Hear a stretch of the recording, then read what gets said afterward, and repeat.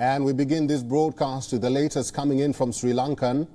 And Sri Lankan Prime Minister Ranil Wickremesinghe has tweeted, and I quote, "To ensure the continuation of the government, including the safety of all citizens, I accept the best recommendation of the party leaders today to make way for an all-party government. To facilitate this, I will resign as Prime Minister."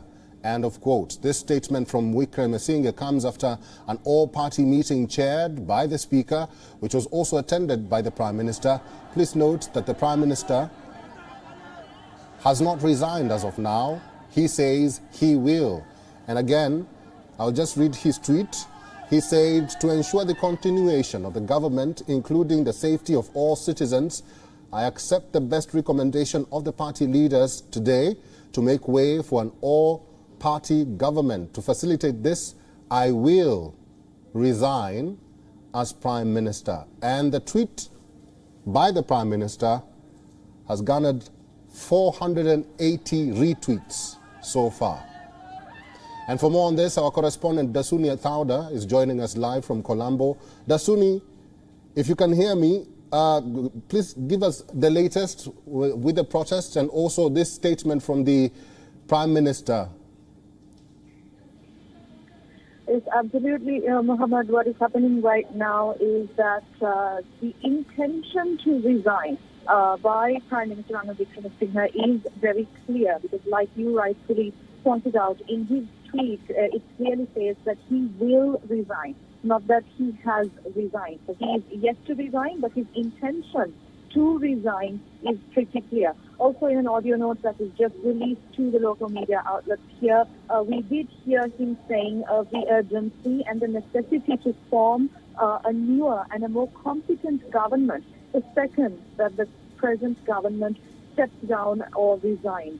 So he has been stressing on this fact that it is of paramount importance, especially considering the fact that there are discussions underway with certain food security organizations as well as that of the IMF, which are currently ongoing. And purely for that reason, that it is of absolute importance that the second that this government resigns or steps down, that a newer all-party government must be formed at its earliest. In terms of the protest today, the key highlight was President Gotabaya Rajapaksa's intention to sort of concede and listen to the final decision of the party leaders meeting, and that he is also ready to accept any of the decisions put forward by these party leaders meeting as well. Is there any update about the protests? Have they cooled down? And do we know the whereabouts of the president? Well, the whereabouts of the president still remain unknown. We've been trying to track his exact location. There are multiple theories. We've seen some footage that has gone viral on social media.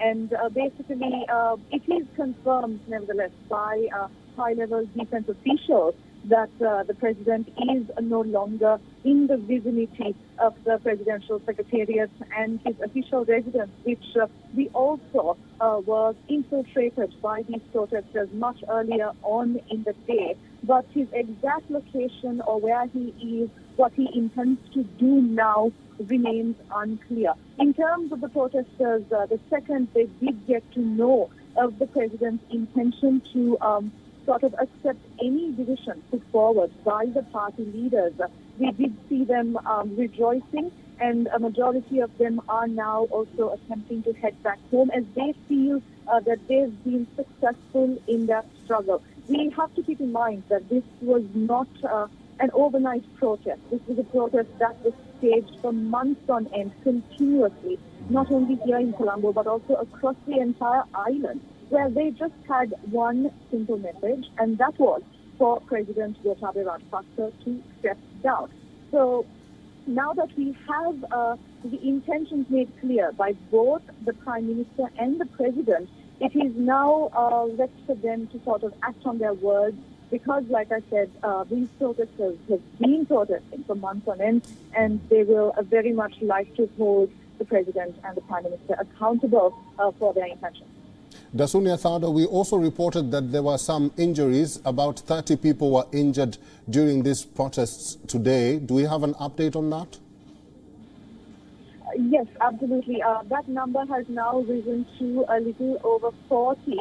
And the last time we checked, we did come to our understanding that about 2 of them are in critical condition. Now, this is because when the protest started on earlier in the late morning or the early afternoon sessions, there was a steady inflow of tear gas that has continued to be fired by the security officials towards these protesters. And I myself did see certain protesters being carried away in stretchers, as well as a heavy presence of police ambulances. However, this tear gas firing did stop somewhat mid-afternoon onwards, and I think that is obviously because the protesters by then did infiltrate all of these high security zones that included the presidential secretariat along with the president's official residence. So in terms of the injuries have now risen from 30 to somewhat a little over 40, and 2 of them continue to remain in critical condition, and all of them are receiving treatment at Sri Lanka's National Hospital, which is based in Colombo. Dasunia Thauda, before I let you go, probably a clarification. Is this party leaders meeting still on, or? Well, the party leaders meeting has pretty much concluded, and we are still sourcing information, given that from my understanding there were about more than 50 MPs who attended this party leaders meeting. Obviously, we are expecting many sorts of recommendations and points of views to be thrown across, because this is an unprecedented political situation in the history of Sri Lanka. So we will sort of be analyzing all these angles and what lies ahead and what lies next for Sri Lanka's political future in the event the president does resign. Dasunia Thauda, our correspondent from Sri Lanka, thank you very much for that information today.